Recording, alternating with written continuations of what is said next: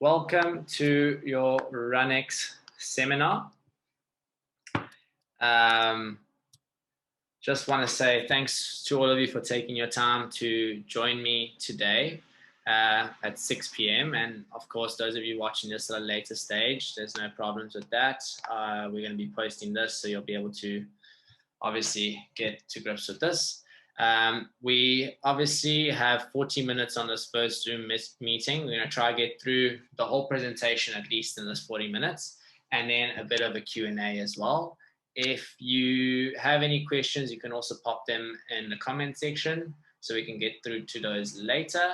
And if you're watching this at a later stage, obviously chat to us at any time and we'll be able to guide you. Now, I just want to get a little thumbs up from everyone that can everyone hear me and everyone's good. They can see the screen that I'm sharing. Cool. Awesome, guys. So this is RunEx Hit the Ground Running. So I want to just start off by saying thank you for joining the Run Well program. I'm excited, and the whole RunEx team is very excited to take you guys to the next level with your running. And I do appreciate you guys bearing with us through the little technicalities that we had at the start of this challenge. Obviously, it's quite a big challenge that we are launching here, so we appreciate your support so far. What I'm going to start off with today in this little presentation, I'm going to be going through the basics of running, running technique, a little bit of running anatomy, just to touch points on that. We're then going to get onto your training plan and just getting to grips with understanding exactly everything on your training plan to make sure that we don't get any misunderstandings and to make sure that you know exactly what you're in for in every training session. And then we're just briefly going to chat about the strength and mobility training and how that affects your running. So just to quickly get going here with the presentation, just want to start with who we are and what we do. So from left to right on the screen, that's myself, Nick, in the middle, Leah on the right, and we are RunEx. Between the three of us, we are running enthusiasts, and that's how RunEx really started, with the love of running at mind. We then thought, okay, guys, we need to try and help these runners that we're seeing on a daily basis, injury prevent, and also just rehabilitate those injuries. And how can we do that on a greater scale? So we've then started doing some RunEx seminars, which is essentially a part of what you're listening to tonight, where in those seminars we covered pretty much everything there is to know from A to Z with relation to running.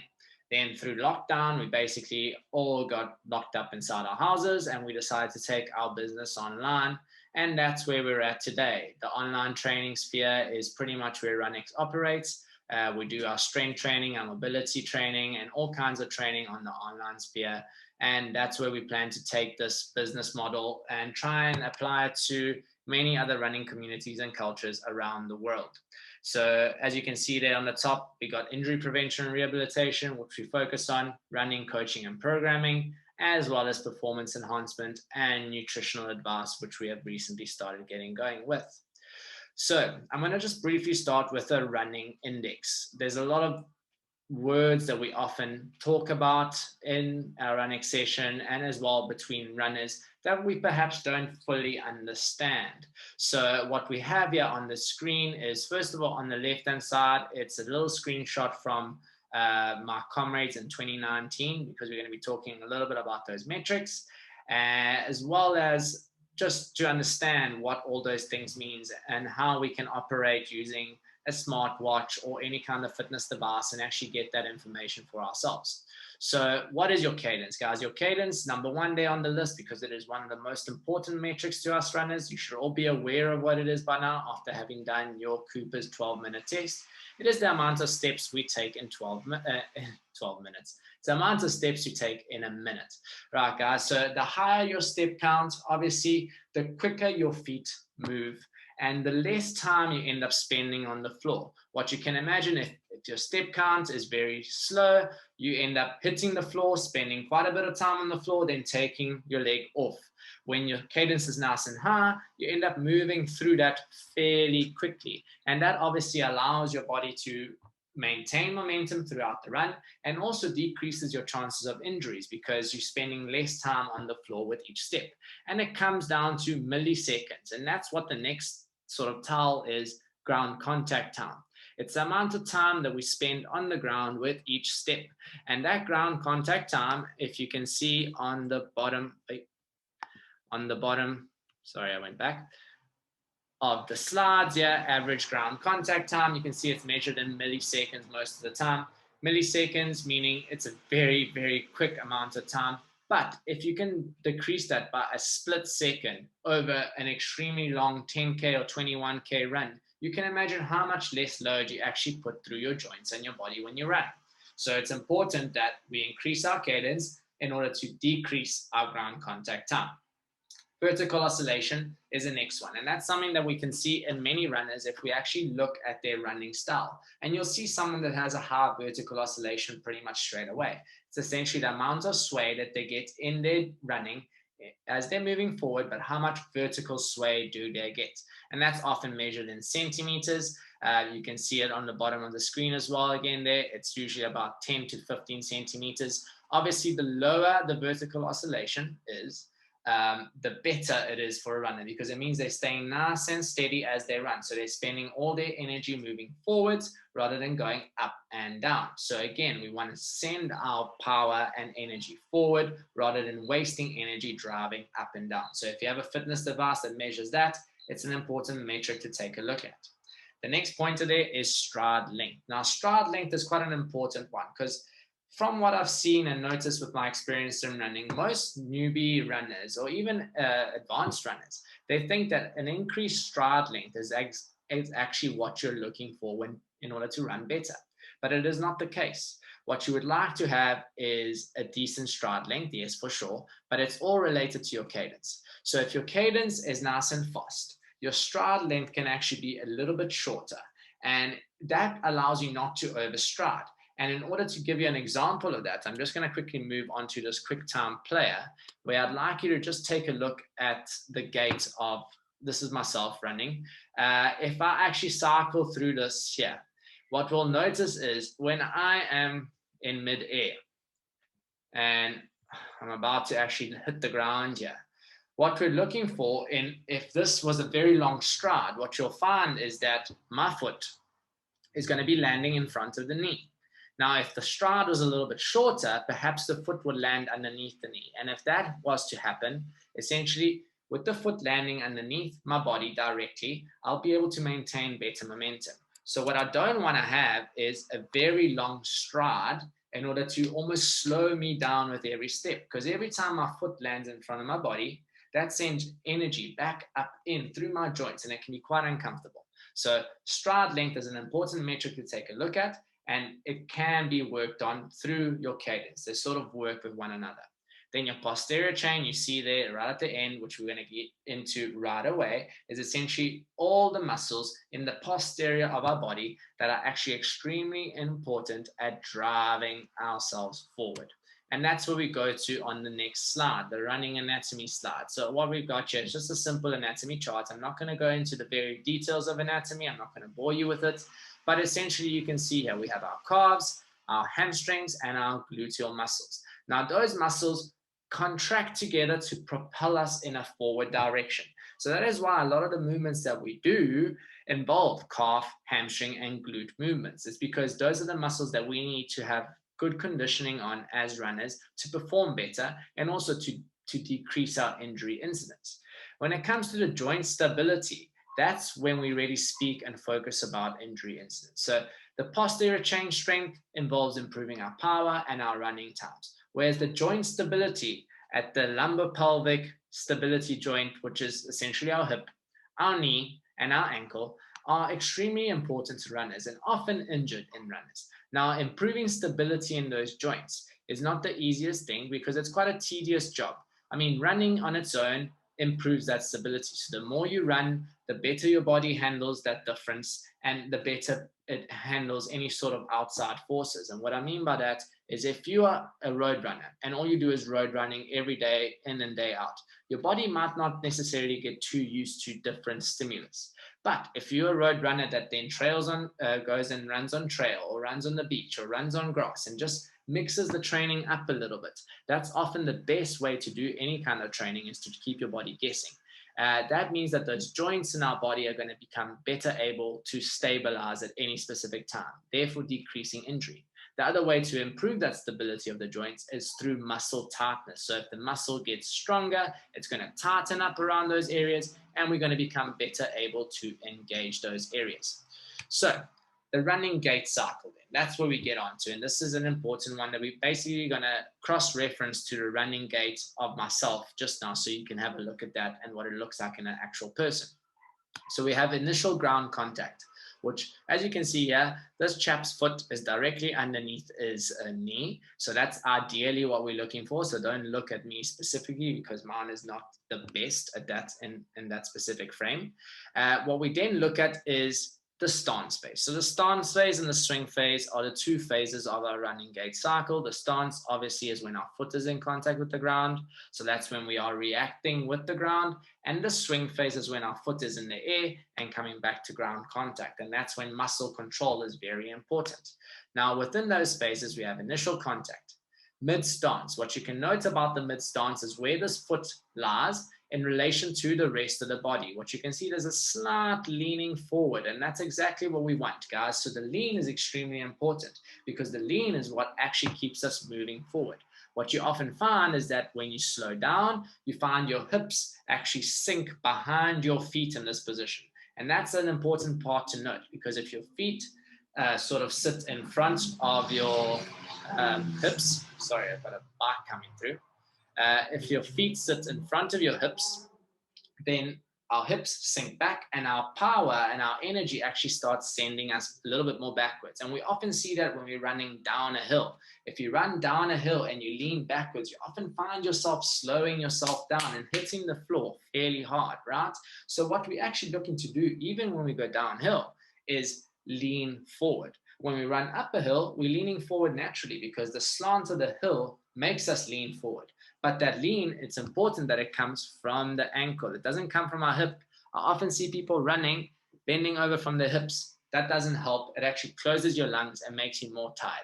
So we want to make sure that we do lean forward from the ankles and fall. What happens then, we get into the toe-off position. And in this toe-off, we can see we have our foot right behind. We almost have a nice dead straight line at that ankle going right up to our shoulder. That dead straight line is what launches us in that forward direction, right? So sometimes if this sort of looks like a very bent line and very upright, it's a sign that someone's not leaning forward very much. So what does that look like when we actually are running? So we can see here, there I am landing for the first time, making ground contact. So if I had to draw a straight line between my foot, my knee, and the rest of my body, we can clearly see that my body is sort of behind the midline of my foot, and that means that I'm slightly overstriding in this position. Now, with that overstride, we can imagine that I'm going to send more energy in through the knee, in through the hip, even at the ankle level, and that's not really good for essentially dispersing the forces. If my knee was sort of landing in this position, we can see the knee is better equipped in this position to actually absorb that force. If you guys have ever tried to jump, you'll see that when you jump, it's landing straight leg versus bent leg. That's sort of the example that I'm giving here.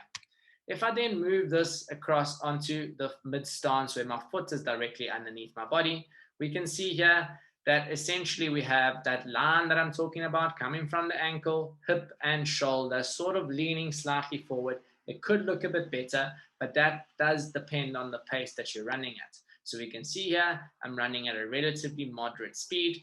If I advance it to the back end where I'm running a little bit faster, you can see naturally, I tend to overstride a little bit more because I'm trying to get that stride length longer. So again, it's not something that I'm looking for. But when I bring the foot directly underneath my body, you can see that lean is a lot better in terms of where I'm wanting to send my energy. If I then move on to the toe-off region, we can see at this position, that toe-off position that I'm talking about on my ankle, my knee, my hip, and my shoulder, there's sort of that line that does go forward. It can probably be a little bit further forward, but it's not too bad. So these are things that we look at in the stance phase. We want to make sure that we're leaning forward nicely, and that lean comes from the ankle region. Right. We're then going to go on to the swing phase. Now, the swing phase, we can see that's where the foot sort of starts to come up. But The important thing here is we want to think about this stance phase and our posterior chain as a massive slingshot. Now, our calf, hamstring, and glute are that slingshot. Now, in this position, they are extremely tight. They're about to pull off and they're going to shoot us in a forward direction. Now, what happens to this foot? If that slingshot works effectively, that foot gets and travels up towards our hips, sort of in this position here, where it sort of tucks up and behind our hip. Now, if we look at the difference between running a little bit slower, so I'm just going to let this play. We can see the feet are sort of coming up to around about this height over here. This is running a little bit faster, and that slingshot, making those feet land a lot higher up. That's essentially the positions that we're looking at. So you can see that tucking in position of the heel coming to underneath the bum is what we want.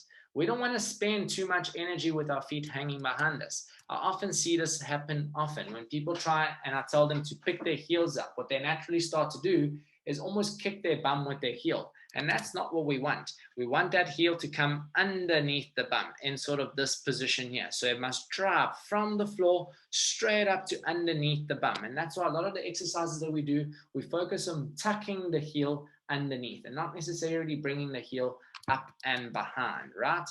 What we then go from into that phase is the actual heel tuck position, which is what I'm talking about over there. So we have our heel tuck where that tucking is happening directly underneath. And then the next phase from there, you can see the foot travels down vertically to almost land in with the ground and then make ground contact again. Right. So in those phases, there's a very important thing that we need to think about in this case, and it's pulling the floor.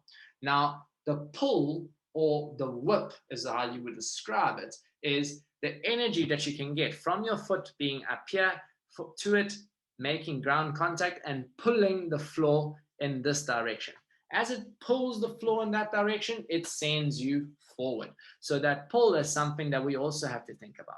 So now we are talking about leaning forward and pulling the floor as we go along. So getting onto the actual pointers of the GAIT analysis and the things that I would like you guys to specifically work on throughout these 12 weeks and how we can improve the GAIT is number one, the heel, the lean. So we want to lean forward from our ankles, as I've mentioned. Now we can understand why we want to lean forward. It's because that's the momentum that takes us forward. Regardless of running up or downhill, there has to be some sort of lean. You'll find that as you get tired, you'll start to lean backwards. So focus on leaning forward, make that a priority. Then the heel lift, guys. As you can see, the heel lift is there at second because from that slingshot, we want that foot to shoot up and tuck underneath our heels. We then have the landing, which is an important phase. We don't want to overstride. We want to land with our foot directly underneath our knee.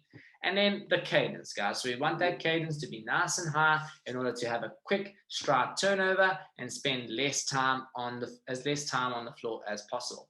Now, can we work on all these four things at once? Probably not. It's extremely hard to actually focus on even one of these things. And it takes years. I mean, this is something that I've personally been working on a lot for a couple of years as well. And it takes time. But the best advice that I can give you is that allow it to take time. Allow it to work on one thing at a time. As you master one, you're going to master the next. But what you'll find is that if you can get the lean right, the heel lift, the landing, and the cadence will come a lot more naturally. And that's why the lean is very important. I guess what I'm trying to get to over here is this little graph at the bottom where you see unconscious incompetence. So right now, what we are, and we meaning myself and you guys in this challenge starting out, you are unconsciously incompetent about what it is that you need to do to get better. Now, starting this challenge and listening to this workout, well, not to this workout, but to the seminar, you're now conscious about what it is that you need to work on, but you're still going to be incompetent. So now you need to go about practicing that within our sessions and within your running on the road to become consciously competent. Now, that phase can take a very long time. Once you do become competent, you then want it to become unconscious. So you want it to happen naturally. And once you make that transition from unconscious incompetence to unconscious competence, That's really the biggest gain in your running gait and how you really will make your long-term goals for running improve massively. Happy with that. Now, we're going to get onto the running training very briefly. So I'm not going to bore you with too many details, but I think this is where there might be some questions. So we'll start off again with some important terminology in relation to running. So you can see how we have simple intensity, which is essentially your speed, your volume, and your frequency. So intensity relates to how intense is that specific run that you are required to do. Now, the intensity can be different based on the speed of the run that you have to do it at, the volume, which is essentially the distance or the amount of running that you have to do, and the frequency. So how often are you doing? Now, through using speed, volume, and frequency, that is how we build your running program. And I'm going to explain a little bit more about that when we get to the running program. Your VO2 max is something that you guys should all know by now, having done the Cooper's test as well. Your VO2 max is a gold standard level for fitness. It's essentially measured in the amount of oxygen that your heart can pump per minute. And essentially, a higher VO2 max is a good sign for athletic ability. The lactate threshold is essentially a threshold at which, if you had to push past that intensity, so say your lactate threshold is at this level over here. If you start running at this level over here, you'll start to produce more lactate than what your body can actually clear. And your lactate is actually a byproduct of exercise. And it's the type of stuff that builds in your muscles and actually develops fatigue. So you'll do certain runs above lactate thresholds in order to make you very tired. And those are more like your sprints, your hill repeats, and that type of stuff. And certain runs below lactate threshold, where those will be more like your easier recovery runs. And there's different reasons for those. And that's mostly aerobic and anaerobic. So aerobic means any activity that involves your oxygenated system. So we have two systems within our body. And I'm not going to get into too much detail here, but just bear with me. One system utilizes the energy that is already available in our cells to produce immediate power. So if you go sprint 10 meters, you don't need to breathe. You can just sprint. That's your anaerobic system. Whereas your aerobic system, you need in order to go for a long period of time through breathing. Now, as runners, we want to work anaerobic and aerobic. If you're an endurance runner, obviously we focus more on aerobic because we need to become better at using oxygen as a form of energy. Now, you would have noticed in your program that you have certain color coding with the sessions. So you have the blue runs, the yellow runs, and the gray runs. Now, you can see here what they relate to. Essentially, blue runs are your endurance runs, your easier runs. As you can see, they fall below lactate threshold, and they're used to build a base. It improves your ability to handle a higher volume of training. You then have your speed runs, which are typically performed at a high intensity to effort level. It improves your running speeds, and that is how you're going to improve your running. It also improves your ability to endure a specific level of training and intensity during your races. So that's why you'll find that we generally split it between high intensity runs and easier runs. The gray is essentially your recovery days, which can be running, easy recovery runs, or it can also be the strength sessions. That's what those fit in. Mobility sessions, yoga, any running supplementation really leads to recovery. So just a couple of types of the training sessions that you can expect to see in your program. You'll see the long slow distance, progressive runs, aerobic tempo. Progressive runs is essentially a run that starts at an easier intensity and builds up to a fast intensity. Aerobic tempo is running at about a 5 or 6 out of 10. So it's not quite making you so tired, but it's a slightly uncomfortable pace. You then have the yellow type runs, which are threshold runs, right at that sort of threshold line that I'm talking about. Fartlek, which essentially is a direct translation of speed play, meaning you're going to run for X amount of time, recover for X amount of time. Run, recover. High intensity intervals, speed session, hill repeats, and time trials. And then you can see in the gray, you have recovery runs and your technique sessions, which relate to your strength work. Now, just to go over the program sample here, you can see we have a nice key at the bottom. Again, recovery days, quality days, and endurance days. You can see the intensity conversion chart, and I've had quite a few questions about that, so I'll try to mention what it all means and make you guys understand. But essentially, it is an extremely difficult thing to explain in a couple of minutes. But it all comes down to that intensity effort that I'm talking about. So understanding that your intensity can be based on your heart rate level. It can also be based on a specific pace level that we're asking you to achieve. It can also be an RPE level, so a rate of perceived exertion, usually out of 10, but for this chart here, it is out of 11. Now, to just explain how the sort of program looks, you can see you've got your recovery days, you then have your quality days, which are your speed days, you then have your endurance days, which are generally on the weekend, where you will spend most of your time doing the endurance because you have more time on the weekends to run longer. Now, how you would interpret, say, this sort of speed session over here, the WU and the CD are simple, warm up and cool down. So it's 10-minute warm up, and you know you're going to do a 10-minute cool down. Now over here, you can see it's 6 times 400 meters with a 9 in brackets. So I would go then and look here. What is a 9 out of 10? It's essentially what I would try and race a 5K at. It's also a heart rate zone 5 if I'm following a heart rate zone on my watch. It's also an effort level, a perceived effort level of 9 out of 10. And that means it's hell of a hard. You can see down here, if I look at where let's give you another example of something a little bit slower. You can either use, there we go, up there. So that would be a 3. So that 3, in this case, would have been, you're going to do 2 times 1 kilometer at tempo. So then I would go here and see what tempo stands for. So it's over here with a 90-second recovery at an effort level of 3 in brackets. So an effort level 3, that's my recovery pace. Now, if you looked at your RunEx manual, you'll see the actual pace breakdown and what paces you should fit in. But essentially, not one pace will fit exactly right for you. It's also about going on feel. And that's why I really prefer the RPE scale in terms of figuring out what intensity you need to work at.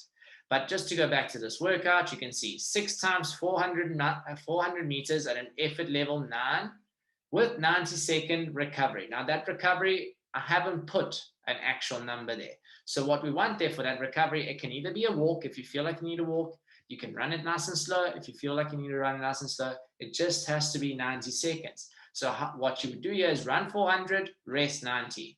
Run 400, rest 90. You would do that 6 times. So you can see all of the programs, the way they're designed, it tells you how many repetitions you have to do of something, how long you have to do it, and at what pace you have to do it. And that pace generally can be seen at the bottom of the screen as well. And it does sort of all tie in together. On the weekends, you can see we're doing longer runs. There's an easy pace effort, which is just 2 out of 10. Also heart rate zone 2. So we're really trying to keep our heart rate zone low. I've split up the charts on the RunEx manual, so you can go look at what sort of heart rate you should be looking at if you don't have the Zoom meeting has given us another 40 minutes. That's fantastic. So you can basically go on feel, just taking it nice and easy and no problems with that. This is just a program example of the first 4 weeks of the Run Your Best 10K plan. Obviously, each plan is slightly different and it targets every specific area slightly differently. But what you'll find is after having done a couple of weeks of this, you're going to start to get to grips and understanding exactly what all of this means. But essentially, it is very easy to actually understand. And I've tried to make it as easy for anyone to interpret what their intensity is, whether you're trying to go on race pace, whether you're trying to go on perceived effort or heart rate. There are options for anybody. And essentially, it's also about understanding what the session goals are too. So if you see a yellow session and you think you're going to take it really easy, then it's not so right. You should be feeling quite tired from these sessions. And these sessions here are designed to be a lot more relaxed. The last thing on here that you could see is the period. Now, we're going to go through periods where we are deloading and periods where we are building a base. And you'll notice that in every single plan that we do. We're going to have one deload week pretty much every month. And that deload week, if you're going to miss any runs, that's the week to do it. It is the week to decrease our load. Because the way that we sort of work a plan is we build, build, build, then allow our body to adapt. We then pick it up again, build, build, build, relax, and so on and so forth. That is how we progress through our running plan, guys. So if there's any questions with that, I'm happy to take any of those at the end. And I'm sure there may be some. It is a complicated document, but it's just something that you need to wrap your head around. I can imagine it getting this for the first time. It can be quite overwhelming, but you just need to immerse yourself in it a little bit, and it does start to make sense. At the same time, the RunEx team is always on hand to help you with anything you might need relating to this. We're then going to move to the last pretty much slide, which is running supplementation. And what I mean by running supplementation is your RunEx live sessions, where we focus on strength, mobility, and technique. Now, with those sessions, what we're looking to work on is muscular strength. So you will get stronger through doing it. Muscle endurance. Now, as long distance runners, and long distance is anything longer than 3,000 meters. So even if you're running a 5K, it can be discussed as long distance. You need good muscle endurance in order for those muscles to repetitively create movement and launch you in a specific direction. Power production, you'll notice that we'll spend a lot of time on powerful movements such as jumping activities in order to teach our bodies how to produce that power and launch us into specific runs a lot better. Musculoskeletal compliance, so that's an entire mouthful, and my partner Ant will be very proud that I managed to explain that. But essentially, guys, musculoskeletal compliance is your body's ability to deal with change. And that's what I was talking about in relation to the joints at the start of the seminar this evening, how your body, through the strength training, through the different modalities of the training, it's going to be able to handle pretty much anything that it gets thrown at, and you're going to become so much stronger through it. So it's really a no-brainer to be including all of that stuff in your training. Through it, it will also improve coordination. Now, coordination is a massive part of training in general, guys. It takes a lot of coordination to run fast. That's why a lot of people don't actually like to do speed sessions, because it's uncomfortable. But coordination is something that we all need as humans, not necessarily as runners only. And it's something that only gets worse as we get older. And there's no excuses such as I'm poor at coordination, because I get that often in my daily practice. People come through and they tell me, no, I can't balance, no, I can't catch a ball. It's because you never put your body in an uncomfortable state in order to allow it to adapt to a stimulus. And that's what we're really trying to achieve with the strength and mobility work that we do, but also the technique work. The technique work is going to help you a hell of a lot, improving your coordination and become a better mover, essentially. And then the last thing is something that I haven't mentioned yet, but it's your running economy. So guys, running economy is essentially like a car's fuel economy.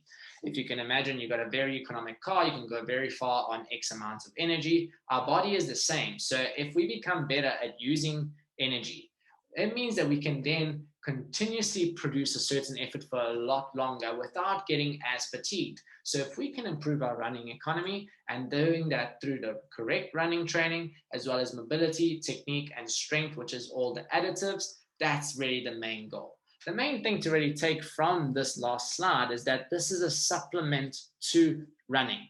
We are runners. We want to run. We want to become better at running.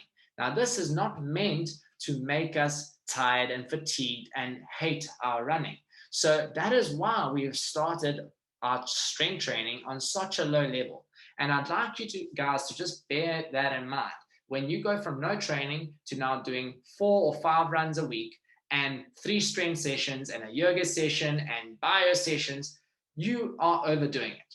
So what we are trying to do in the first week is really just introduce a couple of concepts, get you going. You don't have to get a massive sweat through the strength sessions. You're going to get that with your running. The strength sessions in the beginning are just going to guide you and introduce all the things, all the principles. And as we get better, as we can slowly increase that load, we will start, I promise you, we will start to get much harder strength sessions on the go. But for now, just work through it. Remember that there's small steps that we need to sort of tick those boxes as we go along. And you'll see in 12 weeks' time, you're going to see a completely different style to your running. The last slide that I have here is just something that I want to leave with in terms of ending the seminar.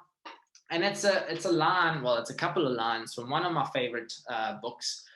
Born to Run by Christopher McDougall. And it basically speaks about how, as runners, we become so tied down into doing the same monotonous thing. But in order to become better athletes, and you might not call yourself an athlete, but if you move your body, you're an athlete. Whether you're a good athlete or not a good athlete, you're an athlete. In order to become a good athlete, your body, your machine, needs to be able to do anything possible. So that is why we focus on all aspects: nutrition, strength, obviously mobility, recovery, and the running on top of it. So I just want to leave you with this little thing. You guys can read that in your own time. And I think that is the end of the seminar. If you have any questions, you are welcome to sort of launch now. What I am going to do is just move back to the Zoom meeting, and I am going to just get this up and going on here. So let me just make sure. All right, guys. So what I am going to do is just stop recording. And yeah, if you'd like to shoot any questions, you're more than welcome to unmute yourself and obviously ask the question. If you don't want to speak, you're also welcome